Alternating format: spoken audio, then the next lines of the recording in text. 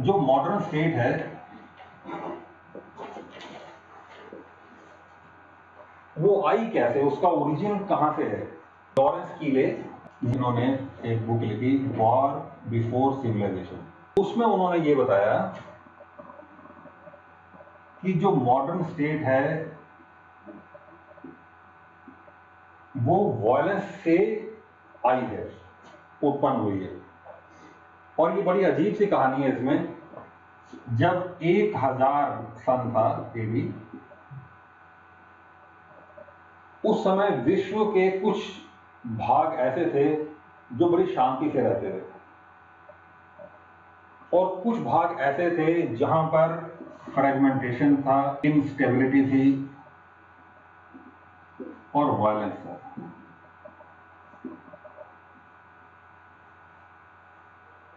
ये देश गरीब देश थे और ये गरीब देश कौन थे? यूरोप।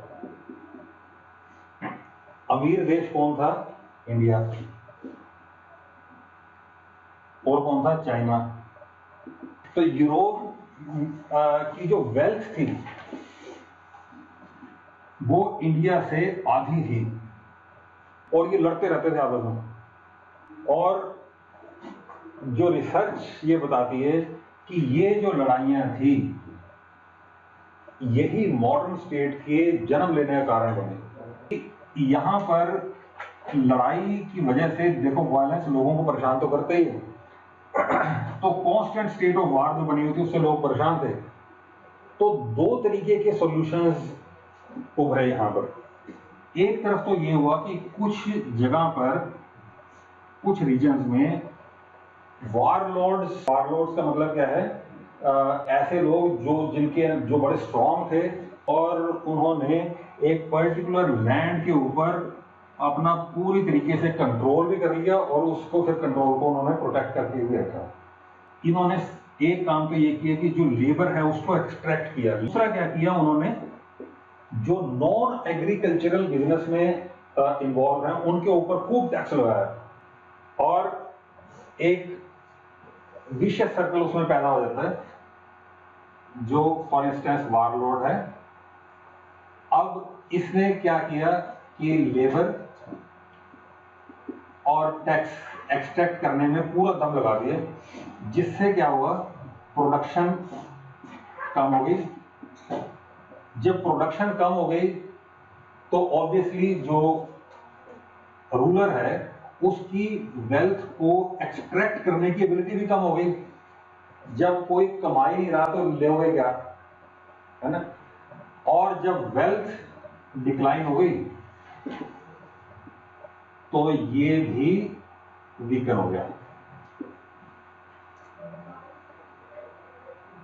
किस सेंस में वीकन हो गया कि इसके पास अपनी आर्मी को मेंटेन करने के लिए पावर खत्म हो गई। और फिर क्या हुआ कि ऐसे वारलॉर्ड जो थे उनके ऊपर अटैक हुआ और वो खत्म हो गए। कुछ जगह पे क्या हुआ, पीपल बैंडेड टुगेदर, लोग इकट्ठे हो गए। लोगों ने कहा कि भाई हमें इस वायलेंस से छुटकारा पाना है, तो इसलिए हम अपना एक सिस्टम बनाते हैं और हम ही अपना एक रिप्रेजेंटेटिव चुनेंगे, जो रिप्रेजेंटेटिव हमारे ऊपर शासन करेगा और हमारा जो सिस्टम है वो इस तरीके से चलेगा जिससे कि हम भी खुश हों और जो हमारा रिप्रेजेंटेटिव है उसकी ताकत भी बनी रहे। यहां पर प्रॉपर्टी राइट्स दिए गए, क्योंकि ऑब्वियसली जब वो एक राजा बना रहे हैं तो खुद अपने में से बना रहे हैं, तो उन्होंने कंसेंसस से क्या किया कि हमारी प्रॉपर्टी पे हमारा अपना अधिकार होगा। उससे क्या हुआ कि जो भी व्यक्ति जमीन पे काम कर रहा है वो जमीन की ओनरशिप उसको मिलेगी, जमीन भी उसी की है। यहाँ की तरह नहीं कि जमीन की ओनरशिप तो पावरफुल के पास है और वो जो किसान है वो सिर्फ मजदूर की तरह काम कर रहा है वो। और दूसरा इसमें क्या चीज शामिल है, प्रॉपर्टी में पैसा भी होता है कि नॉन एग्रीकल्चरल जो काम करने वाले लोग हैं उनके ऊपर जरूरत से ज्यादा टैक्स नहीं लगाया जाएगा। वो जो प्रॉफिट होगा वो प्रॉफिट अपने पास रखेंगे, थोड़ा बहुत टैक्स गवर्नमेंट को देंगे। अब इससे क्या हुआ, प्रॉपर्टी राइट्स देने से लोगों के पास इंसेंटिव आ गया काम करने का। यहाँ पर लोगों के पास इंसेंटिव खत्म हो गया काम करने का। उन्होंने कहा कि जो भी हम करेंगे वो तो लूट ही जाना है, तो इसलिए कम से कम काम करो। दूसरी तरफ ये इस तरीके के रीजन है, where people banded together and formed their government based on consent and consensus. वहां पर क्या हुआ, इससे उल्टा जो रूलर हैं उन्होंने प्रॉपर्टी राइट्स दिए। प्रॉपर्टी राइट्स देने से प्रोडक्शन बढ़ी, प्रोडक्शन बढ़ने से जो रूलर है उसके पास आने वाली वेल्थ या रिसोर्सेज या टैक्स भी बढ़े। तो ये इस प्रोसेस ने क्या किया, उल्टा रूलर को और ज्यादा रिच बना दिया वेल्थ की प्रोडक्शन की वजह से। और ये जो रिच रूलर था, ये इसको समझ में आया कि सरप्लस पैसा हो गया इनके पास। अब इस सरप्लस पैसे का करना क्या है, सरप्लस पैसे से उनको ये समझ में आया कि जितनी हमारे पास जमीन है हम उससे ज्यादा जमीन को कंट्रोल कर सकते हैं, हम जितनी आर्मी है उससे बड़ी आर्मी बना सकते हैं। तो इन्होंने इस पैसे का यूज यहां पर आक्रमण करने के लिए लगा दिया। तो जिन्होंने प्रोडक्शन पर जोर दिया वो मेंटेन रहे, जिन्होंने एक्सप्लॉयटेशन पर जोर दिया वो खत्म हो गए। इस तरीके से ये वाले जो रूलर हैं जो कंसेंट के बेसिस पे चल रहे हैं, ये अमीर होते चले गए। स्टेट ऐसी थी जो कैथोलिक थी, कुछ स्टेट ऐसी थी जो प्रोटेस्टेंट थी। ये आपस में एक दूसरे के खून के प्यासे थे। इन्होंने कहा जड़ है रिलीजन। तो यहाँ पर फिर जो लड़ाई थी वो रिलीजन के बेस पे जो लड़ाई थी वो स्टेट वर्सेस रिलीजन में बदल गई। और स्टेट वर्सेस रिलीजन में जब ये लड़ाई बदल गई तो अल्टीमेटली जीती स्टेट। और ये हुई फिर treaty of Westphalia. Treaty of Westphalia, इस ट्रीटी ने ये कर दिया कि जितनी भी पावर है वो स्टेट के पास है। तो ये क्या हुआ, सोवरेनिटी यहां से शुरू होती है।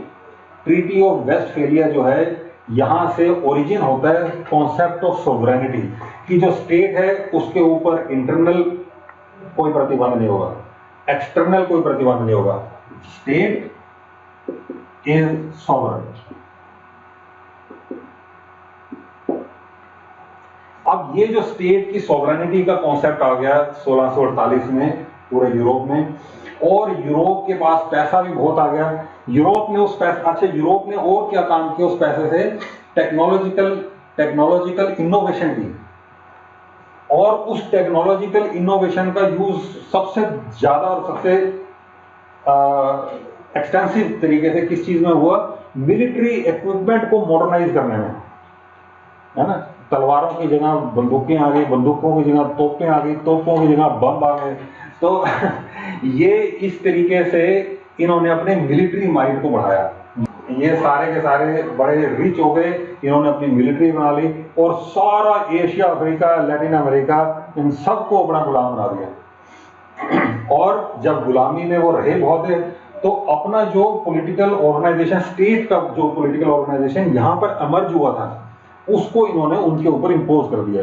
तो इससे फिर क्या हुआ कि पूरी दुनिया में वो स्टेट आ गए जो हम आज देखते हैं।